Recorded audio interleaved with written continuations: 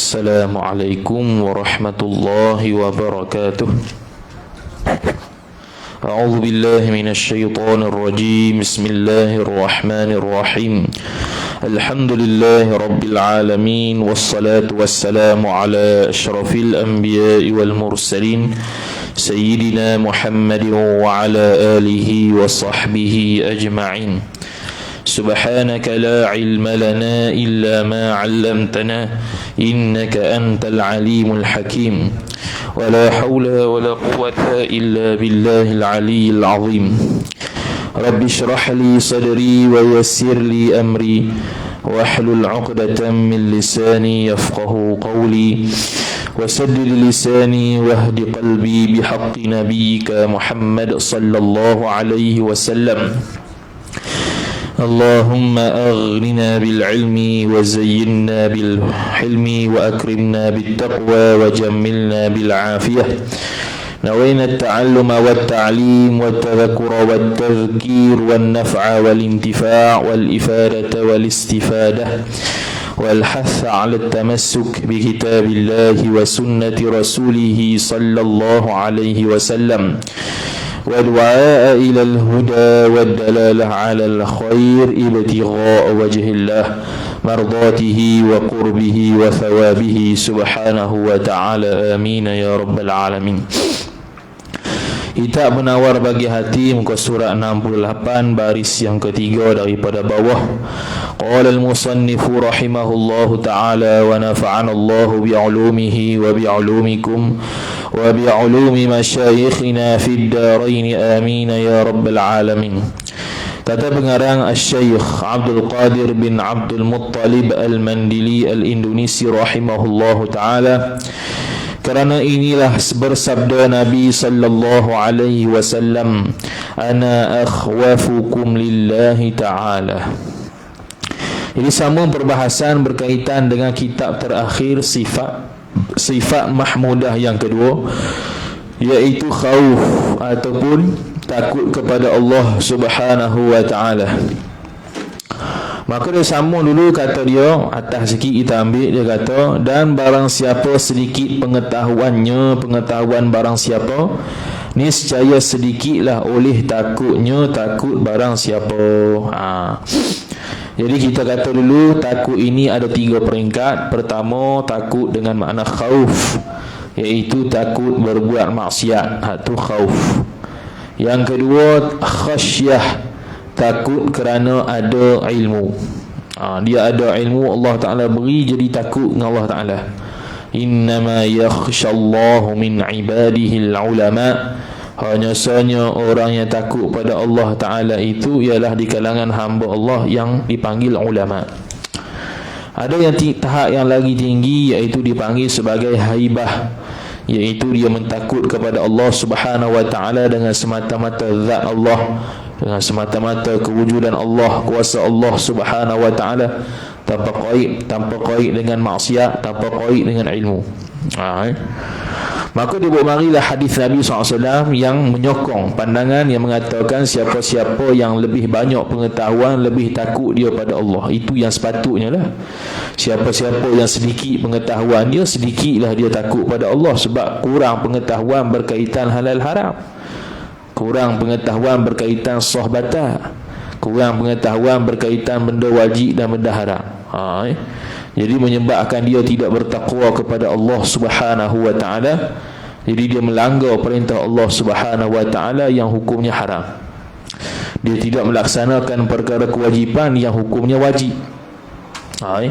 Itu orang yang sedikit pengetahuan, maka membawa kepada sedikit takut pada Allah Ta'ala, yang mana akan bawa pula kepada susah nak taubat. Bila susah nak taubat, maka akan membawa kepada bergelumang dengan dosa.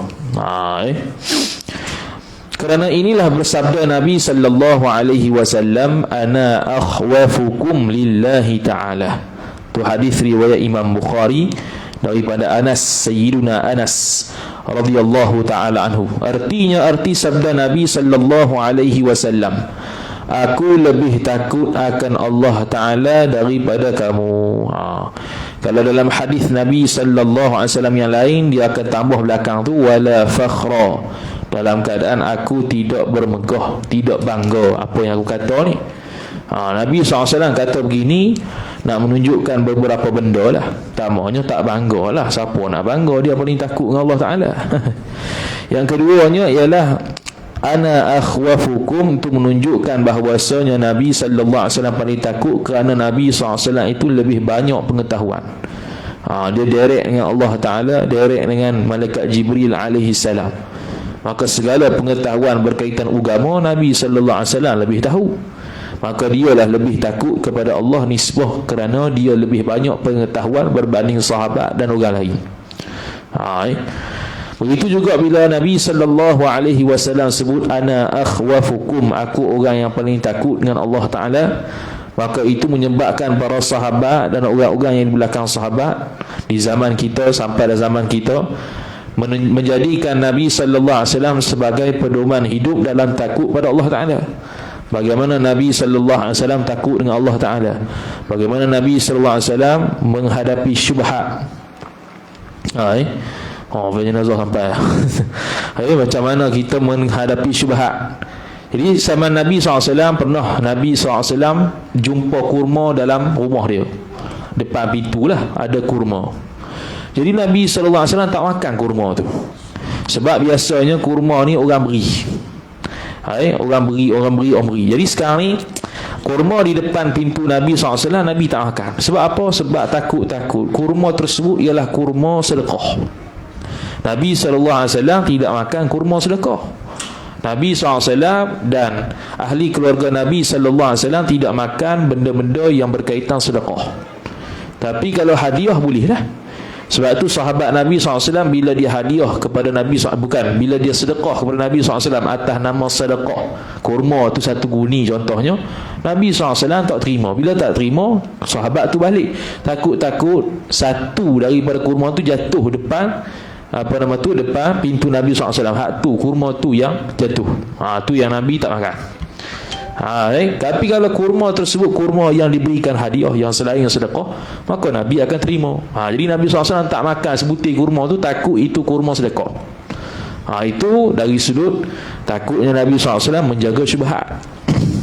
Kerana Nabi SAW tidak makan harta sedekah, harta sedekah dengan zakat tak makan. Harta selain pada zakat dan sedekah makanlah. Makan apa? Harta hadiah ke hibah tu makan. Kemudian kata musannif rahimahullahu ta'ala, kerana adalah Nabi sallallahu alaihi wasallam lebih banyak pengetahuan Nabi daripada orang lain daripada Nabi sallallahu alaihi wasallam. Sebab tu dia kata ana akhwafukum lillah, aku orang yang paling takut dengan Allah Ta'ala. Sebab Nabi SAW punya pengetahuan paling tinggi di kalangan sahabat. Tidak ada yang dapat menandingi ilmu Nabi sallallahu alaihi wasallam. Kerana ilmu Nabi sallallahu alaihi wasallam berdasarkan wahyu. Wa ma yantiqu 'anil hawa wa ma yantiqu 'anil hawa illa wahyun yuha. Nabi sallallahu alaihi wasallam tidak bercakap wa ma yantiqu 'anil hawa. Nabi sallallahu alaihi wasallam tidak bercakap berdasarkan hawa nafsu, illa wahyu yuha, melainkan wahyu yang diwahyukan. Jadi Nabi SAW setiap ungkapan, cakapan dia, semua itu berdasarkan wahyu Allah Subhanahu wa ta'ala. Tidak ada sikit pun daripada nafsu Nabi sallallahu alaihi wasallam. Kerana apa? Kemudian, dan bahawasanya takut itu satu kelakuan yang dipuji. Dipuji siapa? Dipuji syarak. Dipuji oleh syarak. Syarak ni merangkumi Allah Subhanahu wa ta'ala dan Nabi sallallahu alaihi wasallam. Kemudian kata musannif rahimahullahu subhanahu wa ta'ala, telah menghimpunlah oleh Allah Subhanahu wa ta'ala akan 4 perkara bagi sekalian yang takut akan Allah Subhanahu wa ta'ala. Jadi ada orang yang takut pada Allah Ta'ala, Allah Ta'ala akan anugerahkan 4 perkara. Akan terdapat padanya 4 perkara bila seseorang itu takut pada Allah Subhanahu wa ta'ala. Takut sebab buat dosa, takut sebab menjadikan dia tidak mendapat rahmat Allah. Takut hak tu, takut hak tu. Takut hak tu suku kira. Pertamanya ialah dia dapat petunjuk, dia panggil hidayah. Petunjuk daripada Allah Subhanahu wa ta'ala. Jadi hidayah ni boleh Allah Ta'ala beri kepada siapa-siapa Setiap orang yang dapat hidayah Allah Ta'ala belum tentu dia mendapat taufik daripada Allah Subhanahu Wa Ta'ala. Kerana taufik itu khalqul qudrati lit-ta'ah. Allah Ta'ala menciptakan kudrat untuk buat kebaikan. Itu dia panggil taufik. Setiap orang yang mendapat taufik pasti dia itu mendapat petunjuk. Tapi bukan semua orang yang dapat petunjuk itu mendapat taufik. Ada orang dia tahu Islam tu lagu mana, dapat dah hidayah tapi tidak dapat taufik untuk mengucapkan 2 kalimah syahadah. Ada orang tahu majlis ilmu sekian-sekian tempat di masjid ni, masjid tu, dapat hidayah tapi tidak ada taufik untuk datang. Ada orang tahu ada pengajian kitab sekian-sekian, tapi dia hanya tahu saja, dia tidak dapat singgah untuk belajar kitab tersebut kerana tidak dapat taufik. Ada orang tahu sembahyang Jumaat 27 darjat, dapat dah petunjuk, tapi tidak semua orang yang mendapat taufik untuk datang ke masjid surau. Jadi setiap orang yang mendapat taufik pasti mendapat petunjuk, tapi tak semua orang dapat petunjuk itu dapat taufik. Itu yang pertama, kalau orang khauf. Jadi kalau dia tu tak dapat petunjuk pada Allah, macam mana nak takut dengan Allah Ta'ala? Jadi orang yang takut dengan Allah Ta'ala pasti mendapat hidayah pada Allah untuk takut dengan Allah Ta'ala.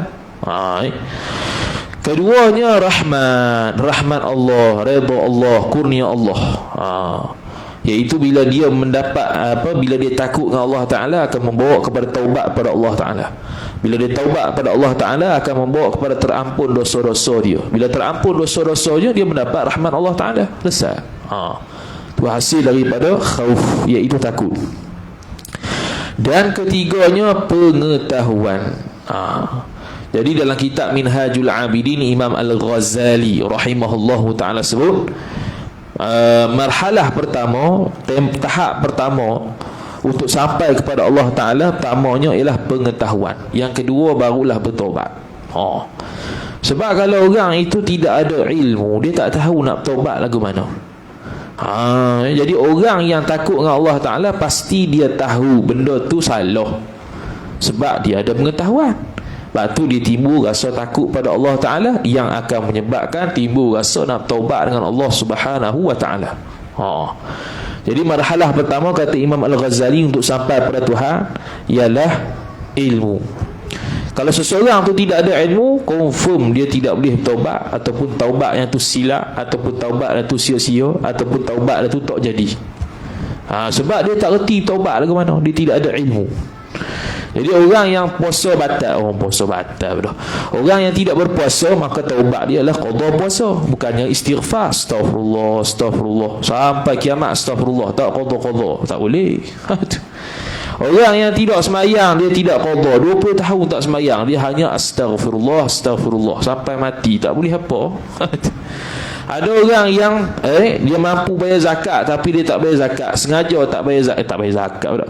Orang yang berhutang dan dia mampu bayar hutang, kemudian dia sengaja tak bayar hutang, maka taubat dia ialah bayar hutang, bukannya astagfirullah lepas sudah. Orang yang tak bayar zakat, dalam keadaan dia mampu bayar zakat, dia tak bayar zakat, maka taubat dia ialah membayar zakat. Jadi kalau dia tak tahu benda-benda tersebut, maka dia tidak ada pengetahuan untuk bertaubat lagu mana. Jadi sebab tu pengetahuan tu diutamakan. Jadi orang yang takut dengan Allah Ta'ala juga pasti ada pengetahuan. Sebab apa dia boleh takut tu? Tak ada orang jahil takut dengan Tuhan, tak ada. Orang jahil tidak akan takut dengan Allah Subhanahu Wa Ta'ala. Hatta iblis sekalipun, dia tu ada pengetahuan, dia takut dengan Allah Ta'ala, tapi dia jenis kufur.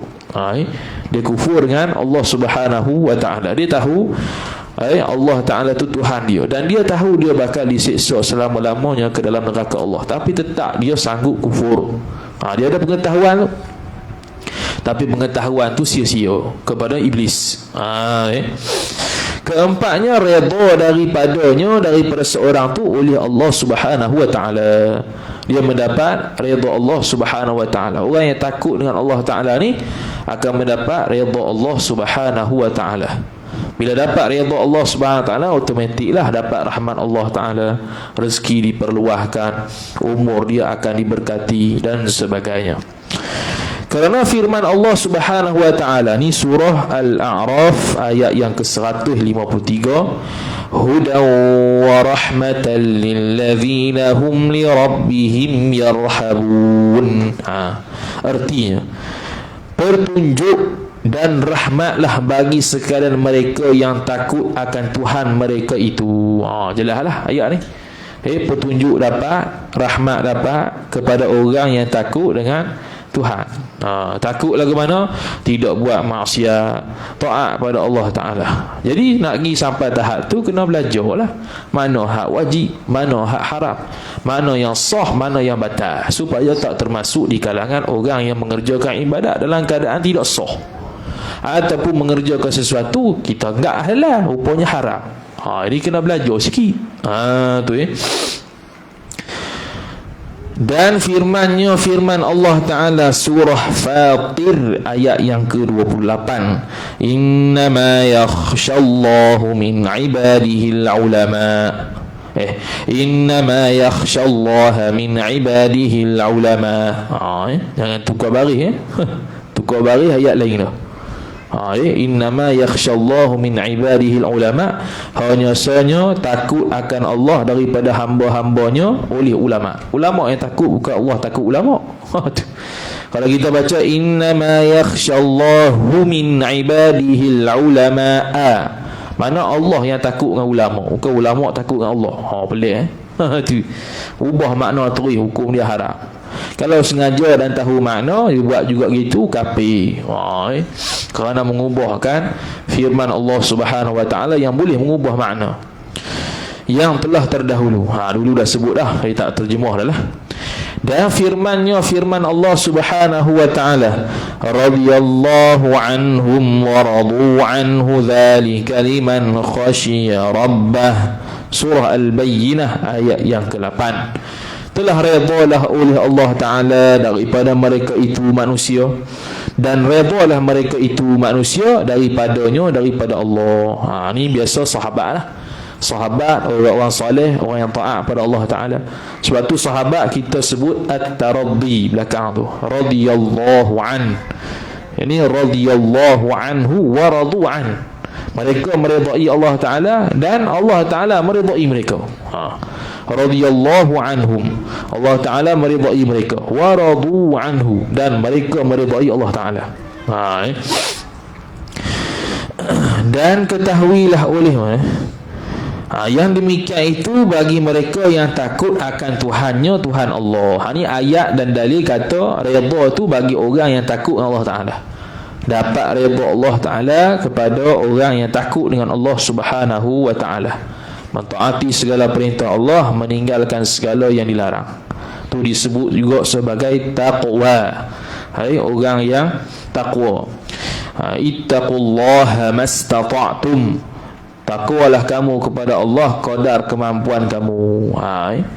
Kadar kemampuan tu hak wajib kena buat semua, hak haram kena tinggal belaka. Hak sunat tu kadar yang kita mampu, hak makruh tu pun kalau boleh tinggal. Tu. Dan ketahui olehmu akan bahwasanya menghasilkan takut itu dengan dua perkara. Ini nak bagi tahu pula bagaimanakah terhasilnya takut tu. Ada dua benda. Pertama dengan pengetahuan dan pengenalan. Ilmu juga. Tu. Itu dapat tidak mesti dengan ilmu. Apa tu? Maka disebut, maka mereka yang mengetahui ia mereka akan kebesaran Allah Ta'ala dan akan terkayanya Allah daripada segala makhluk. Terkaya ni mana tak berhajat. Jadi yang pertama dia kena tahu Allah Ta'ala ada darjat yang cukup besar banding dengan makhluk, dan Allah Ta'ala ni tidak berhajat kepada makhluk lain. Kita tak besar dah kedudukan banding dengan Allah Ta'ala, dan kita ni pula berhajat kepada Allah Subhanahu Wa Ta'ala. Jadi kita berasa ada benda, ada zat lain yang lebih hebat daripada kita. Itu menyebabkan kita boleh takut pada Allah Ta'ala. Itu yang pertama.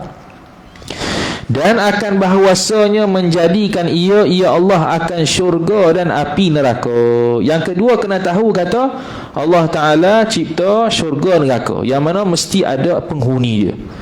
Jadi kalau kita tidak takut pada Allah Ta'ala, maka boleh jadi Allah Subhanahu Wa Ta'ala mencampakkan kita ke dalam neraka wal'iyadzubillah disebabkan dosa. Dan boleh juga kita tidak dapat pahala hasil ibadat kita, menyebabkan kita juga masuk dalam neraka Allah Subhanahu wa taala. Maka akan timbul khauf, akan timbul takut pada Allah taala. Setiap ibadat yang kita lakukan, kita takut tidak diterima Allah taala. Dalam masa yang sama kita mengharap Allah taala terima. Tu kata Imam Ibnu Athaillah As-Sakandari rahimahullah dalam Al-Hikam Al-Athaiyah. Dia kata mestilah seorang hamba tu merasai bila lepas buat ibadat tu, berasa kita ni berasa takut kerana takut tidak terima amalan kita oleh Allah Ta'ala.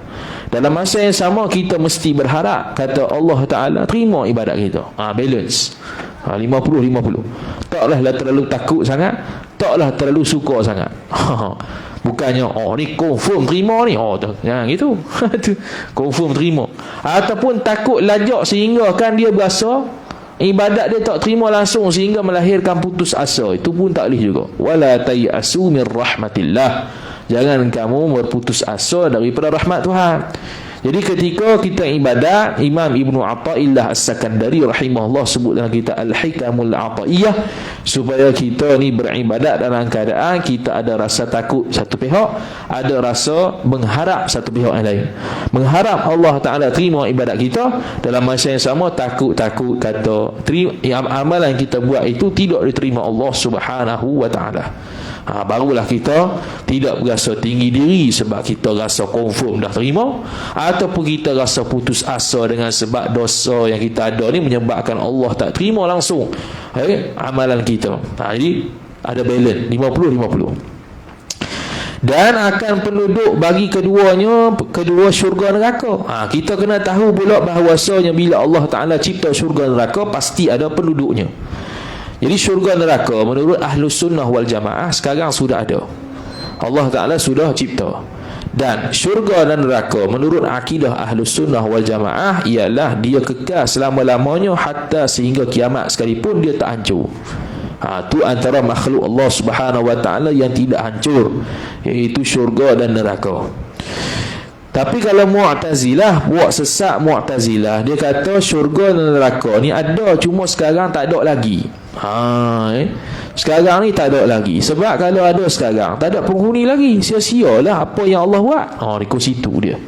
Mu'tazilah dia ikut situ. Dia kata memang ada syurga neraka, kami tak nafi. Okeylah, tak jadi kufur lah. Jadi masalahnya dia kata sekarang Allah Ta'ala tak cipta lagi sebab tidak ada penghuni. Kalau tidak ada penghuni, Allah Ta'ala cipta dah syurga neraka, jadi sia-sialah ciptaan Tuhan. Situ dia pergi. Itu Mu'tazilah. Dan tiada mengetahui ia seorang akan bahawasanya adakah ia seorang penduduk syurga atau penduduk api neraka. Jadi bila kita tahu kata Allah Ta'ala cipta syurga, Allah Ta'ala cipta neraka, Allah Ta'ala cipta dah siapa takdir dah sejak azali siapa masuk syurga, siapa masuk neraka, kita ni nak melahirkan rasa takut, kita pun tak tahu diri kita ni syurga ke neraka. Jadi kita ni tak confirm ahli syurga, tak confirm ahli neraka. Maka akan lahir apa? Khauf, takut. Setiap perkataan, setiap perbuatan, setiap i'tiqad, tiap-tiap saat kita akan fikir terlebih dahulu sebelum kita buat. Kita nak cakap tu benda ni, kita mikir dulu, kalau cakap kan dosa pula. Tak jadi cakap. Cakap ni ada manfaat, dapat pahala, dia cakap. Kelakuan ni, perbuatan ni kalau aku buat jadi dosa, dia tak buat. Perbuatan ni, kelakuan ni kalau aku buat mengundang pahala, dia buat. Tu orang yang insaf, orang yang ada kacamata iman yang betul dan melahirkan rasa takut pada Allah Subhanahu wa Ta'ala. Jadi dia tak tahu sekarang ni dia ni ahli syurga ke ahli neraka, dia tak boleh tengok takdir Tuhan. Maka tak dapat tiada ni mesti. Bukan tak dapat tiada ni ada ke tak? Dia tanya pula.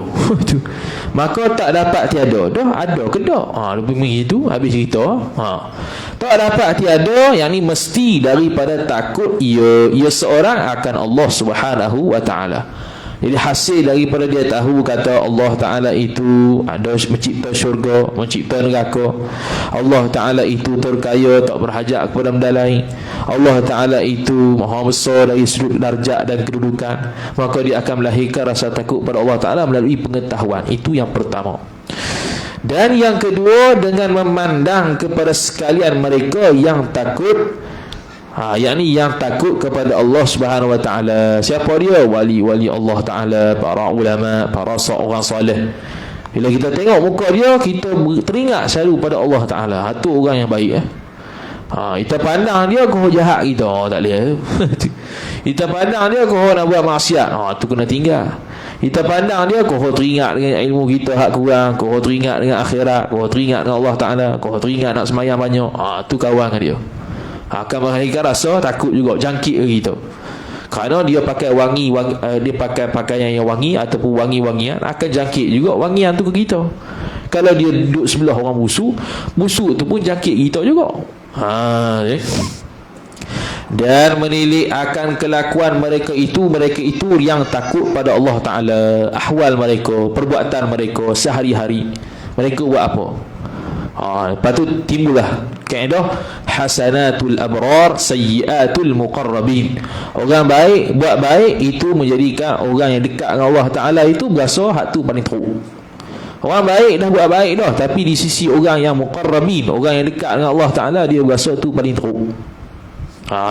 Sebab tu rasul-rasul, nabi-nabi, Nabi Adam alaihi salam, Nabi Ibrahim alaihi salam, Nabi Musa alaihi salam, Nabi Isa alaihi salam, semua rasul-rasul dia berasa dia dosa belaka. Bukannya mereka ada dosa, tapi berasa berdosa. Nabi Adam alaihi salam makan buah khuldi, berasa berdosa, padahal bukan dosa. Nabi Ibrahim alaihi salam berasa nipu orang, padahal tidak menipu. Nabi Musa AS berasa dia bunuh orang, pergi tumbuk orang Mesir sampai mati, padahal itu bukan dosa, ada benda sebab-sebab dia. Dia berasa berdosa dah. Itu orang yang dekat dengan Allah Ta'ala. Dia tak berdosa pun dia panggil rasa berdosa. Para sahabat Nabi SAW terlihat aurat tumit perempuan, terlihat dia berasa dia macam masuk neraka dah.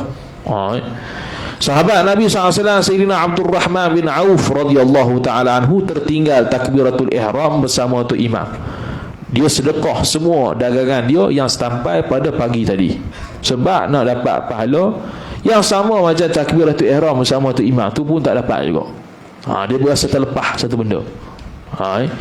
Para tabi'in, para sahabat Nabi SAW bila sembahyang, burung boleh tenggek di bahu mereka, sebab mereka ingat hak tu kayu. Tidak gerak, melainkan gerakkan sembahyang. Dan qiyam mereka, berdiri mereka sangat lama. Sayyidina Uthman ibnu Affan radhiyallahu ta'ala anhu sembahyang witir 1 rakaat 30 juzuk setiap malam, daripada lepas isyak sampai subuh. 1 rakaat. Hak tu sahabat tabi'in takut dengan Allah Ta'ala sehingga banyak ibadat. Imam Ahmad ibnu Hanbal radhiyallahu ta'ala anhu tiap-tiap malam 300 rakaat, kalau sakit 200 lebih rakaat. Zainal Abidin cicit Nabi SAW sembahyang malam 1000 rakaat. Gila kan tu. Mikir-mikir kok mana. Imam Nawawi rahimahullah ta'ala sebut dalam kitab At-Tibyan fi adabi hamalatil Quran, dia pernah jumpa orang yang paling banyak khatam Quran 8 kali sehari. 8 kali sehari semalam, 4 kali khatam siang, 4 kali khatam malam. Jadi kalau kita tengok kita dengan mereka ni, gila mereka. Bukan gila, kita yang gila. Kita banyak masa buang gitu saja. Tu yang kita gila, bukan dia gila. Dia tengok kita pula gila, kita tengok dia gila. Bila kalau dia hidup sekarang ni, dia pula tengok kita ni gila. Gila santai sungguh kita ni. Tak banyak ibadat, senang sangat nak mati kata.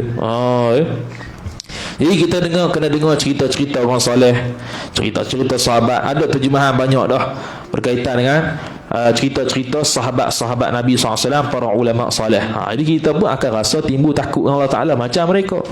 Dapat CP-CP pun jadi dah, kalau tak jadi macam mereka pun. Dan mendengar akan perkhabaran mereka itu orang yang takut dengan Allah. Dengar apa yang mereka dengar cerita-cerita berkenaan mereka. Kalau ada nasihat, dengar nasihat-nasihat mereka. Macam mana mereka boleh jadi orang yang takut Allah Ta'ala. Bandingannya seperti kanak-kanak tiada takut ia kanak-kanak akan ular, kerana tiada mengetahui ia kanak-kanak akan bahawasanya ular itu mesebabkan kebinasaan. Jadi kita hak tak takut dengan Tuhan ni macam budak-budak. Yang mana budak-budak kalau jumpa ular dia pegang gitu ya, dia tak tahu kata hak tu bisa. Jadi kita ni kalau tidak takut dengan Allah Ta'ala macam budak-budak, seperti tak tahu kita ni sepatutnya takut kat mana. Lepas tu kena ada pengetahuan tu. Kalau kita tidak melahirkan rasa takut pada Allah Ta'ala, maka kita seperti budak-budak, kanak-kanak ya. Budak hingusan yang tak tahu apa. Kalau orang letak api dengan susu, kita ambil ikut kata susu ambil, api pun ambil, sebab kita tak tahu mudarat dan manfaat ketika itu. Jadi orang yang tak takut dengan Tuhan ibarat budak-budak yang belum memayis, tak tahu mana mudarat, tak tahu mana manfaat. Bersalahan bapak bagi budak itu. Takut ia bapak tu akan ular, kerana mengenal ia bapak dan mengetahui ia bapak akan mudarat dengan sebab dipatuk itu ular. Kalau pak dia takutlah dengan ular, sebab dia takut ada bisa kena patuk mati. Tu. Jadi kalau orang yang takut pada Allah Ta'ala, dia macam pak bagi budak ni. Dia tahu akibat dia kalau dia buat maksiat dapat apa, kalau tak bertaubat dapat apa, kalau ibadatnya tidak sah menyebabkan dia seolah-olah tidak buat ibadat tu, dia akan dapat apa. Dia sentiasa mikir bakal balasan yang dia dapat bila buat satu benda. Bila cakap satu benda, balasan dia apa? Kalau aku cakap ni syurga ke neraka, kalau aku mati dalam keadaan buat ni, aku dapat apa? Syurga ke neraka. Dia sentiasa mikir. Tu bapak budak. Kalau kita tak mikir langsung, syurga dosa, ada dosa pahala main langgar gitu saja, halal haram main buat lebih kurang, maka kita seperti budak-budak, orang yang tak takut dengan Allah Ta'ala. Imam Nawawi rahimahullahu ta'ala, dia tidak makan kambing, daging kambing beberapa minggu, sebab kambing terlepas di kampung dia. Dia takut dia makan kambing milik orang lain. Dia tak makan daging beberapa minggu, sehinggalah tuan dia jumpa semula kambing tu, barulah dia makan kambing semula. Imam Abu Hanifah rahimahullahu ta'ala saat keluar di satu tempat, dia pesan dah kepada pekerja dia, kalau nak jual barang ni kena sebut sifat-sifat barang yang kita jual. Kalau murah sebab apa, kalau mahal sebab apa, aib barang tu kat mana, kena sebut belaka supaya jujur dan dapat harta yang berkat. Bila dia balik habis semua jualan dia di gudang tu, habis belaka. Lepas tu dia tanya kepada pekerja dia, buat tak seperti mana aku buat tu? Maka pekerja dia kata, aku tak ada nak buat. Tu. Aku pakai jual gitu saja, tak ada tangan dia bagi. Tak dan masa nak terang ke orang, banyak sangat orang beli.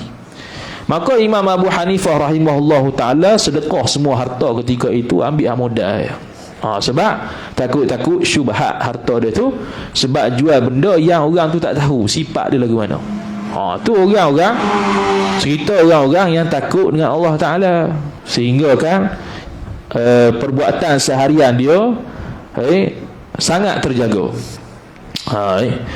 Tok Dala, kalau hak Melayu pula, Tok Dala rahimahullahu ta'ala, dia kalau berjalan ni tak payah buat, ni nak kata warak dalam menjalani agama. Tok Dala rahimahullah ta'ala bila keluar daripada rumah dia tu, dia bawa payung walaupun tak hujan. Payung tu dia buka, dia talar depan sambil jalan. Supaya apa? Supaya dia dapat menjaga pandangan dia daripada melihat perempuan ajnabi. Tu. Lepas ni tak payah bawa payung lah. Ni cerita dia je ni. Kan bawa payung lah. Bukan suruh diamalkan. Ni masing-masing lah. Warak ni masing-masing. Kalau boleh tunduk pandangan dengan tanpa payung, tanpa apa, sila lah. Yang tunduk pandangan tu yang wajib tu. Ni tengok lebih kurang habis cerita kita. Tu Tok Dala rahimahullah ta'ala. Sehingga kan Tok Dala rahimahullah ta'ala ni punya patuhnya dan waraknya dalam agama, sehingga kuda dia tu dia panggil dengan siu saja. Bila siu saja, kuda tu mari sendiri. Tu.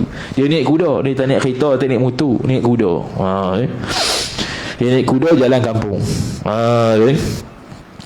Kemudian kata musannif rahimahullah subhanahu wa ta'ala, kemudian tetapi apabila melihatlah kanak-kanak itu akan ayah kanak-kanak takut akan ular dan lari daripada ular, dan gemetar badan bapak tu kerana melihat ular itu, niscaya mengikutlah akan ayahnya pada ketakutan. Noktah. Ni contoh kata kita nak ikut takut orang ni, kita kena tengok orang soleh dulu takut ke mana. Orang soleh takut lagu mana, ibarat bapak ni. Kita budak-budak tak tahu nak takut lagu mana tu. Jadi kita tengok, dengar kisah-kisah mereka, lihat orang-orang yang takut Allah Ta'ala, menyebabkan kita pun rasa takut.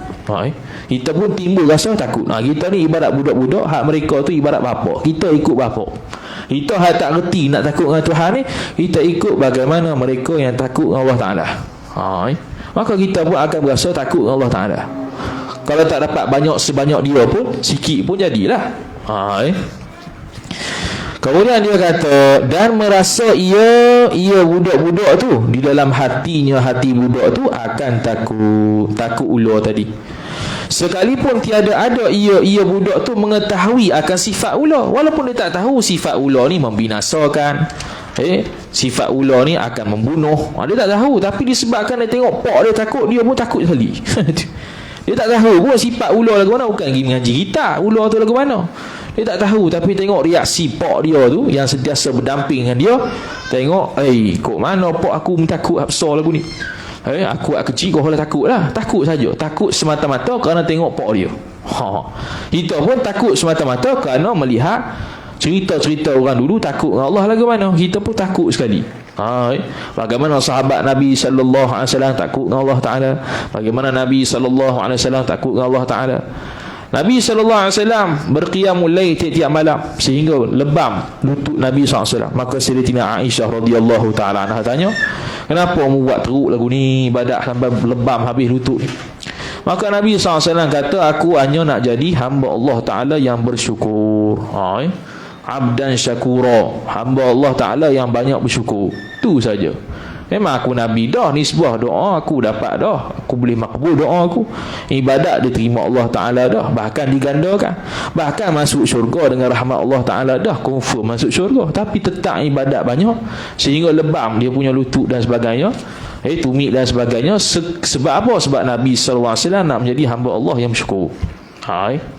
Begitu juga ketika sebelum perang Badar, disebutkan dalam fiqh sirah oleh Syekh Sa'id Ramadan Al-Buti rahimahullahu ta'ala, Nabi SAW sebelum perang Badar, malam tu Nabi SAW bagi tahu dah Sayyidina Abu Bakar, fulan bin fulan mati kat sini, kawan tu akan mati situ. Dia siap bagi tahu dah kawan tu mati kat mana. Sebelum perang Badar tu. Lepas tu Nabi SAW angkat doa sehingga menampakkan ketiak putih Nabi SAW. Sayyidina Abu Bakar pun pelik, dia heran, dia tanya, kenapa mu doa sungguh sangat ni? Sebab orang yang angkat lagi tinggi, doa lagi sungguh. Kenapa mu doa sungguh sangat ni? Padahal mu tahu dah esok kita menang perang Badar. Siap tahu lagi siapa yang mati kat mana. Kena bunuh dengan siapa, tahu detail tu. Maka Nabi SAW kata simple saja, aku doa pada Allah Ta'ala ni sebab aku jadi hamba Allah Ta'ala, mengharap pada Allah Ta'ala, sentiasa bergantung pada Allah Ta'ala. Itu Nabi SAW ajar, sekecil-kecil benda sehingga sebesar-besar benda, tetap bergantung dengan Allah Ta'ala. Tetap berdoa pada Allah SWT walaupun benda tu kecil. Kalau waktu senang kita ingat Allah Ta'ala, waktu susah insya-Allah Ta'ala kita akan ingat Allah Ta'ala dan Allah Ta'ala akan ingat kita. Contoh nak pergi kedai nak beli garang, kita pun doa, ya Allah Tuhan aku permudahkanlah aku nak beli garam. Itu ya, simple.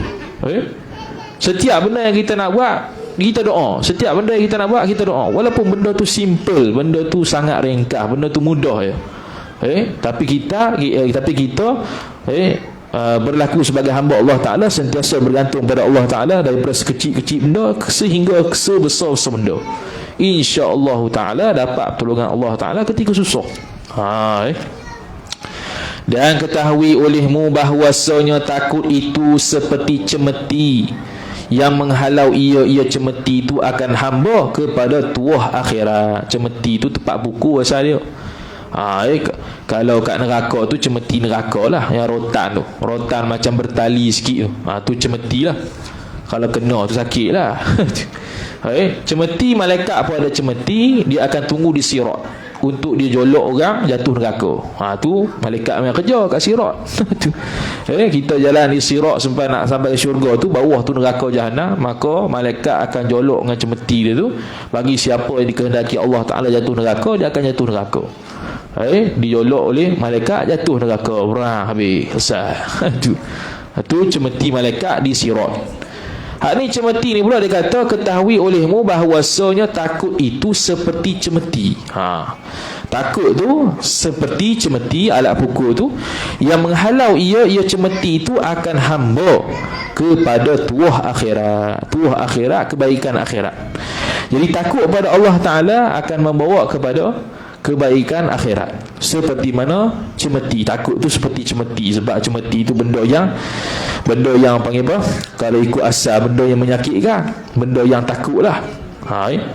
Jadi kalau dengan takut tersebut akan membawa kepada tuah akhirat. Tuah akhirat tu dia beliau, iaitu dapat ampunan dosa Allah Ta'ala, dapat melihat Allah Subhanahu Wa Ta'ala, dapat syurga Allah Subhanahu Wa Ta'ala, dapat menikmati segala nikmat-nikmat Allah dalam syurga.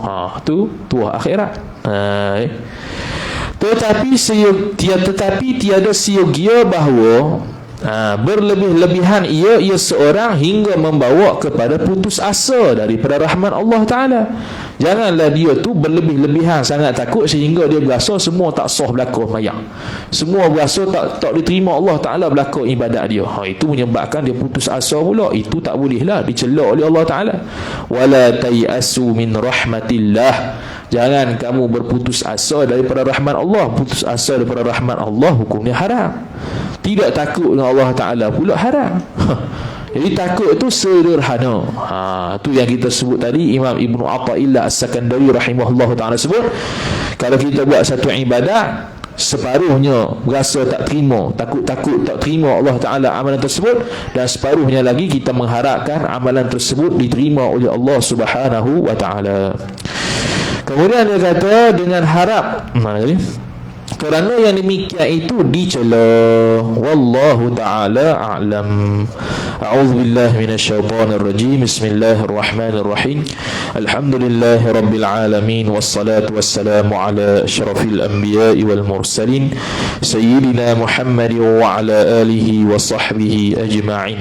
Allahumma zidna ilma warzuqna fahma. Allahumma zidna ilma warzuqna fahma.